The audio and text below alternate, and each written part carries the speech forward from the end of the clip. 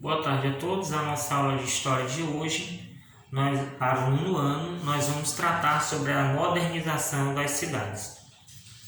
Então, com a proclamação da República, Deodoro da Fonseca, ele foi nomeado o chefe do governo provisório. E, enquanto chefe do governo provisório, ele tinha a missão, de organizar uma Assembleia Constituinte, E esta Assembleia Constituinte, ela seria encarregada de elaborar uma nova Constituição para a República e eleger, de preparar as eleições aí democráticas para um novo presidente, tá? Mas a República, ela vem aí nos seus primeiros anos herdando os problemas que já vinham se estendendo desde a época do Império, certo? E o principal problema era o problema social, onde uma pequena parte da população ela concentrava toda a riqueza do país, ou parte das riquezas era na mão desse pequeno grupo, e a maioria da população ela vivia na miséria e tentava sobreviver em meio a essa miséria, com péssimas condições de moradia, com acesso à saúde muito precário, quase nada, a educação, aqueles serviços básicos. Então nada disso essa população ela tinha acesso.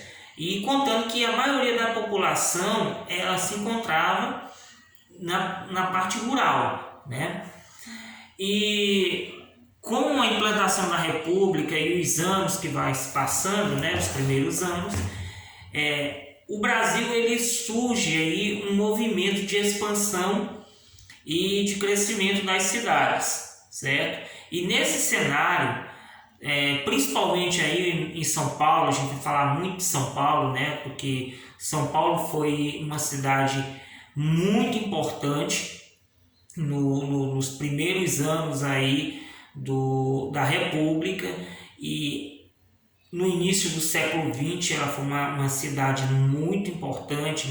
A economia se concentrou muito praticamente em São Paulo, mas também no Rio, ficou aquele eixo Rio-São Paulo. E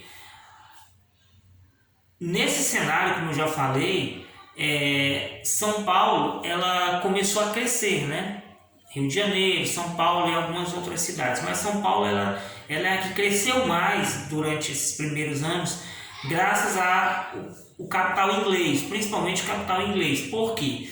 Porque os ingleses eles chegaram em São Paulo e começaram a investir na agricultura do café, aliás, nos cafeicultores, E havia-se uma necessidade de transportar esses produtos, principalmente para o Porto de Santos, ou então para outros locais onde seriam vendidos esse café. E aí surgem as primeiras ferrovias no estado de São Paulo. Então, com esse dinheiro entrando, essa injeção de capitais, vamos dizer assim, nos termos econômicos, a injeção de capitais fez com que São Paulo criasse o que nós podemos dizer de um boom de crescimento, ela explodiu rapidamente o seu crescimento. Até 1850, São Paulo ele era apenas uma pequena cidade ali da província, pouco importante politicamente, Mas aí com a expansão cafeeira, a cidade ela ganhou uma extensa rede de ferrovias, como eu já falei aqui, e a partir de 1870 surge um crescimento, dentro do estado de São Paulo, e ocorreu uma situação onde o antigo centro de São Paulo ele ficou ali em segundo plano, E algumas áreas, mais afastadas um pouco de São Paulo, onde havia mais chácaras, foram se instalando novos bairros residenciais para fim de atender a crescente elite cafeeira, né, que queria um novo estilo de vida, que queria uma nova moradia, né? E então ali, como áreas que antes existiam chácaras, ali em Santa Cecília, a Vila Buarque, o Campos Elíseos, né, que hoje é o centro, né, de São Paulo, o atual centro de São Paulo, eles foram se tornando ali áreas preferenciais da elite cafeicultora, né? E esses nobres, né, esses donos de um capital aquisitivo maior, eles começaram a construir casas luxuosas e em São Paulo. Eu lembro que quando eu estava por lá, né, eu cheguei a morar um tempo no Campos Elíseos, ali no apartamento que a minha tia morava, e você vê muitas construções bonitas do final do século XIX, do início do século XX, principalmente no bairro do Campos Elíseos, na Santa Cecília, onde hoje também é a Praça da República. Você vê ali construções imponentes, casas que pertenceram aos barões do café. Então essas pessoas, eles começaram, né, a largar ali as fazendas e se mudar para a cidade, né? E também foram surgindo novos bairros. Talvez o mais importante deles, como a Avenida Paulista, por exemplo, ela simbolizava ali o alto poder da elite cafeicultora, mas aí vem outros também, como Higienópolis, que é uma área muito rica de São Paulo, onde as pessoas que têm maiores condições financeiras, eles preferem morar no bairro do Higienópolis. Por exemplo, o ex-presidente Fernando Henrique, se não me engano, ele possui uma residência no bairro de Higienópolis, né? E assim foi se dando, né, no início do século XX, final do século XIX, início do século XX, essa expansão, né? E principalmente porque em São Paulo esse crescimento dessas áreas ele ocorreu visto que novos serviços, novas comodidades foram chegando, e aquelas pessoas que tinham condições de pagar por essas novas comodidades, como a luz elétrica, por exemplo, né, preferiam morar na área urbana, né, nas novas áreas urbanas de São Paulo. E isso também provocou um outro movimento, que foi digamos assim, a população mais pobre, né, que antes residia ali onde tinham pequenas chácaras, pequenas propriedades rurais, e que agora estavam virando casas de alto padrão, elas foram empurradas para lugares onde os terrenos eram mais baratos, né? Onde hoje praticamente são subúrbios, né? Os subúrbios, as periferias foram surgindo aí, onde a elite que tinha condição queria estar mais perto do centro, que queria estar mais perto ali dos serviços de luz elétrica, da água encanada, do esgoto, do bonde elétrico, né?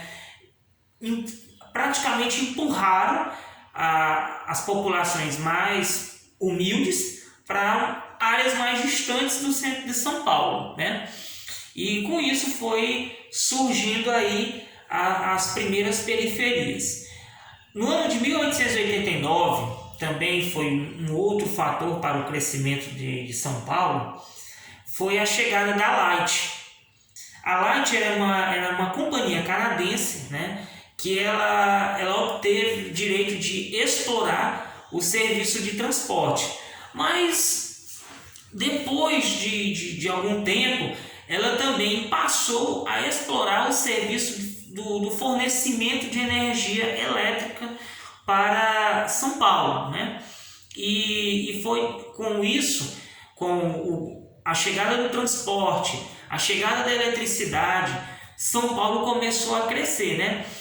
porque antes disso, o bonde, por exemplo, ele era puxado por burros, né? E demorava mais a viagem. Se você morasse em uma certa área, você queria ir no centro da cidade, talvez fazer uma compra e ir ao médico, você ia num bonde puxado por animais, né?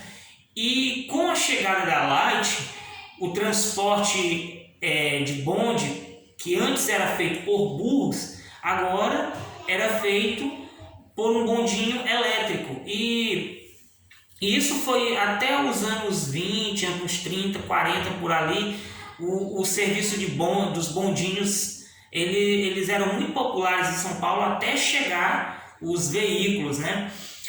E com a chegada do bonde, o bonde elétrico, perdão, ele contribuiu também para o crescimento, né, da cidade, para diminuir o tempo de viagem, né? Com isso, mais pessoas poderiam viajar para certas áreas, os trabalhadores que precisavam ir trabalhar, os estudantes que precisavam estudar, né?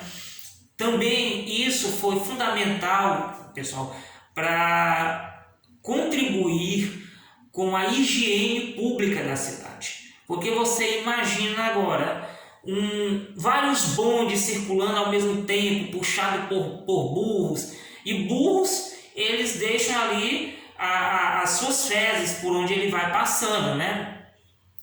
E com as fezes vinham as moscas, e com as moscas as doenças. E agora com o bonde elétrico, né, isso deixava de existir no centro de São Paulo, tá? Então a cidade se tornava mais limpa, as doenças que eram transmitidas por meio das moscas diminuíam, né? E com isso a cidade ia crescendo, né? O comércio ia se desenvolvendo. A chegada da luz elétrica, ela facilitava, né, o comércio de bens e serviços, né?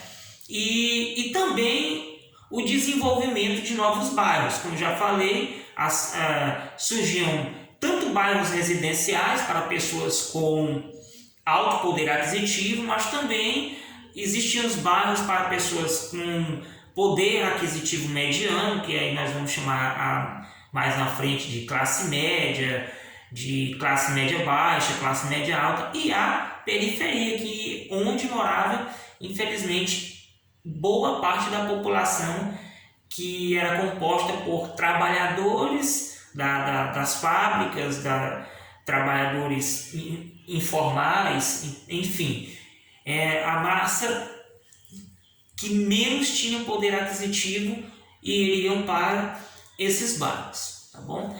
E a partir dos anos 20, também em São Paulo, a cidade, principalmente o centro, ela começa a se verticalizar. Então, quem tiver a curiosidade aí para pesquisar em São Paulo, você pode no mapa, no Google Terra, né, no Google Earth, você vai ver em tempo real ali, principalmente na região do Vale do Anhangabaú, em São Paulo, prédios dessa década, prédios da década de 20, da década de 30, né? E São Paulo, ela começa nesse tempo aí verticalizar, a ter apartamentos, e com isso também contribui para o crescimento, certo?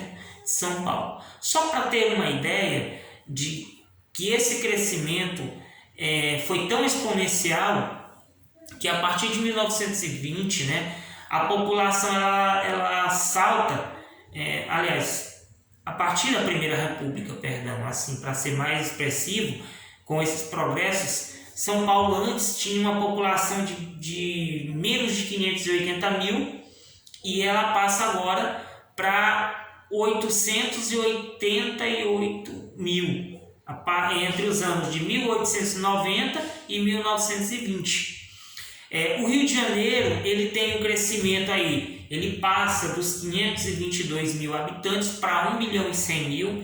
Salvador, ela tinha antes 175 mil e passa para agora 285 mil habitantes. Ou seja, durante a Primeira República, houve um crescimento das cidades, principalmente puxado aí pelos benefícios do bonde elétrico, da luz elétrica, da instalação das fábricas, os capitais ingleses que entraram em São Paulo, outros capitais estrangeiros que chegaram no Rio de Janeiro, Salvador, Recife, Porto Alegre, por aí vai, né? Então, com isso, as cidades brasileiras nos primeiros anos de república, elas crescem, mas elas não vêm aí trazendo só progresso, entendeu?